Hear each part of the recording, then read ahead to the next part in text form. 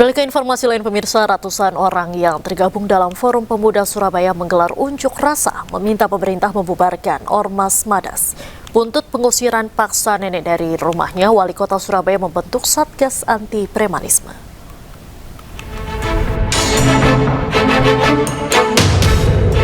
Ratusan orang menggelar unjuk rasa di depan Gedung Geraha di Surabaya menuntut pemerintah membubarkan Ormas Madas. Aksi ini merupakan buntut dugaan penganiayaan dan pengusiran paksa terhadap nenek berusia 80 tahun, Elina Wijajanti, dari rumahnya oleh sekelompok orang diduga anggota Ormas Madas. Masa pun menilai Ormas Madas telah meresahkan warga. Selain itu, masa juga meminta polisi mengusut tuntas kasus ini. Jadi hari ini adalah pernyataan sikap perwakilan daerah rakyat Surabaya, jumlahnya mungkin 50-100 orang, untuk segera kepolisian mengambil sikap atau menaikkan status tersangka kepada para pelaku yang sudah viral videonya, wajahnya di mana-mana. Sikap kita jelas, tuntutan kita jelas, bubarkan ormas ini. Karena ormas ini dalam riwayat di Surabaya selalu bikin ulah. Premanisme, kriminal, sampai pada akhirnya terjadi kepada nenek Elina ini. Pemerintah Kota Surabaya pun memberikan perhatian khusus terhadap kasus ini. Wali Kota Surabaya Erik Cahyadi mendesak Polda Jawa Timur menindak aksi premanisme. Selain itu, Pemkot Surabaya juga telah membentuk Satgas Anti Preman dengan melibatkan TNI Polri serta perwakilan dari suku-suku yang tinggal di wilayah administrasi Kota Surabaya. Kemarin viral terkait nenek yang dilakukan oleh Ormas. Itu sudah ditangani oleh Polda. Jadi kejadiannya ini harus tidak boleh berhenti. Sisi hukum harus berjalan. Maka di Surabaya ini akan kita bentuk Satgas Anti Preman. Yang di sana itu ada TNI, ada Polri, dan ada seluruh suku yang ada di kota Surabaya. Sebelumnya, pengusiran seorang nenek berusia 80 tahun bernama Elina Wijajanti dari rumahnya oleh sekelompok orang yang diduga anggota Ormas Madas ramai di media sosial. Peristiwa tersebut menjadi perhatian Wakil Wali Kota Surabaya dan meminta polisi mengusut tuntas kasus tersebut. Dari Surabaya, Jawa Timur, Hari Tambayong, Ainis melaporkan. Sejumlah warga mendatangi rumah kos nenek Elina yang sempat viral diusir dari rumahnya oleh sekelompok orang. Warga bertemu nenek Elina untuk klarifikasi terkait pengusiran rumah tersebut.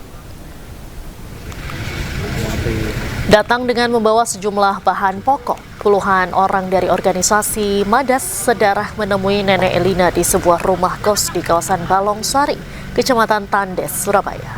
Mereka datang untuk klarifikasi bahwa pengusiran nenek tersebut bukan dilakukan anggota Ormas Madas sedarah. Menurut koordinator Madas, yang menggusur nenek Elina adalah oknum. Madas juga mengecam pengusiran nenek Elina dan menuntut agar oknum yang terlibat ditindak secara hukum. Jadi kita tidak main-main, kita membentuk Ormas Madas ini bukan mau menyakiti orang lain. Kita tujuan itu mau membantu. Jadi kalau kita sudah banyak 1.000 orang, kita sumbangan 10 ribuan, itu kan banyak jadi untuk membantu yang membutuhkan bantuan bisa kasih bantuan. Itu tujuannya. Proses hukum itu harus benar-benar dipatuhi bahwa negara kita negara hukum. Semua ada prosesnya dan kita tidak bisa bergerak sendiri-sendiri tanpa ada aturan. Semua itu sudah jelas aturan hukumnya. Sebelumnya viral di media sosial, seorang nenek di Surabaya, Jawa Timur diusir sekelompok orang dari rumahnya. Tidak hanya diusir, kelompok yang diduga ormas ini juga membongkar rumah nenek berusia 80 tahun itu. Saya sudah dengan baik-baik. Iya. Cari anaknya bawa kedua. Ini rumahnya siapa? Rumahnya siapa? Kan tunjukkan rumahnya siapa? Kan tunjukkan, saya minta surat itu tidak ditunjukkan. Saya sudah menunjukkan. Sekarang kita sudah gak bicara surat. Percuma kita surat. Ini saya punya kok gak bicara surat. Ayo ibu keluar. Inilah rekaman video saat nenek berusia 80 tahun diusir sekelompok orang dari rumahnya di kawasan Jalan Sambi Kerep, Surabaya. Nenek bernama Elina Wijayanti ini bahkan diseret hingga diangkat paksa keluar rumah. Tidak hanya itu, sejumlah berkas pribadinya juga dirampas oleh sekelompok orang ini. Bahkan rumah Elina dibongkar hingga rata dengan tanah. Akibatnya, Elina melaporkan peristiwa yang dialaminya ke Polda Jawa Timur.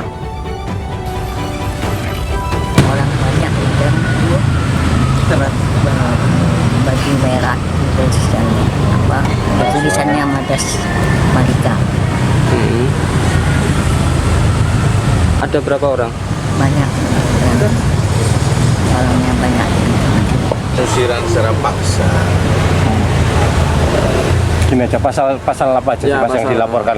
Ya, jadi sementara ini 170. 170. Ya, jadi pengeroyokan. Setelah viral di media sosial, Wakil Wali Kota Surabaya Armuji mengecam aksi premanisme dari sekelompok orang itu. Armuji meminta masalah lahan ini untuk diselesaikan melalui jalur hukum. Saya nggak melihat benar dan salah, enggak. Melihat kemanusiaannya itu loh. Itu melihat kemanusiaannya. Semua orang melihat seperti itu. Bener, sampean pendidikan mas juga ngerti.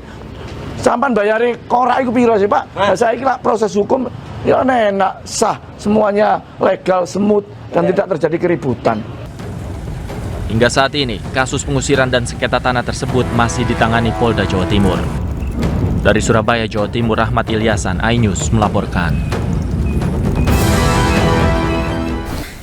Anda kembali di iNews Sore, pemirsa. Hujan deras disertai angin kencang membuat sebuah tenda acara pernikahan di Kabupaten Cirebon, Jawa Barat roboh. Akibat peristiwa ini, seorang warga terluka tertimpa besi tenda.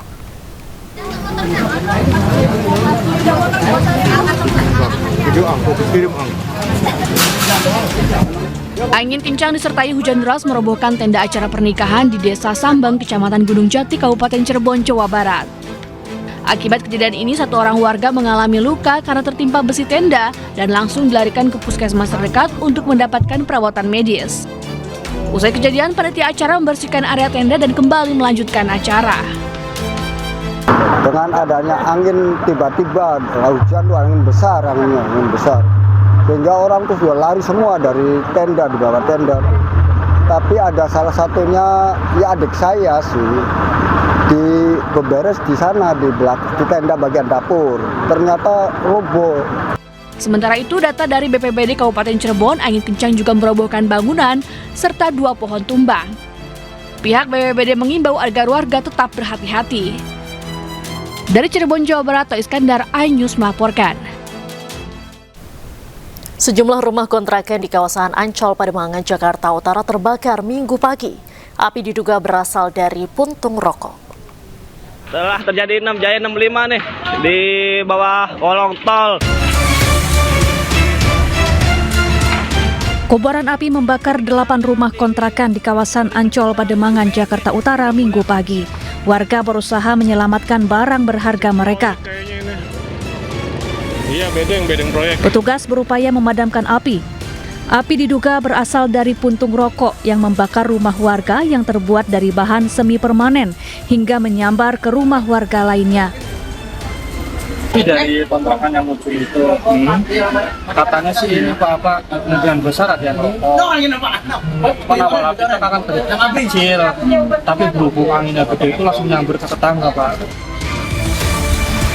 Api bisa dipadamkan setelah 10 mobil pemadam dikerahkan ke lokasi. Dari Jakarta, Sofyan Firdaus, iNews melaporkan. Pemirsa, model sekaligus selebgram Ayu Aulia membantah menjadi anggota tim kreatif Kementerian Pertahanan. Sebelumnya, aksi Ayu di media sosial sempat menjadi polemik karena disebut menjadi bagian tim kreatif Kementerian Pertahanan usai mengunggah dokumentasi pelantikan.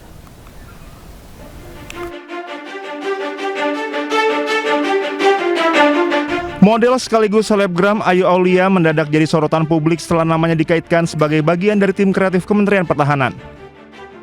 Kabar viral ini dipicu unggahan Ayu Aulia dalam kasus Instagramnya saat menghadiri sebuah acara organisasi kemasyarakatan Gerakan Bela Negara Membangun Indonesia.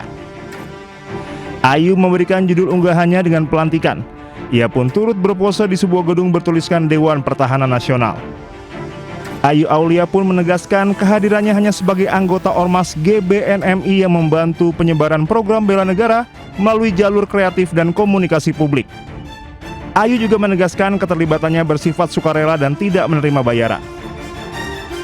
Dan di sini aku mau menyampaikan bahwasannya aku tidak digaji, memang terpanggil jiwa nasionalisme saya karena saya warga Indonesia yang baik dan merasa bahwasannya harus membela negara dan jiwa merah putih saya luar biasa. Menurut saya ya semua orang bisa dan boleh untuk masuk ke bela negara. Sementara Ketua Umum GBNMI Faisal Manaf menegaskan ormasnya bukan bagian dari struktur resmi Kementerian Pertahanan. Kehadiran publik figur seperti Ayu Aulia dimaksudkan agar pesan bela negara dapat menjangkau lebih luas.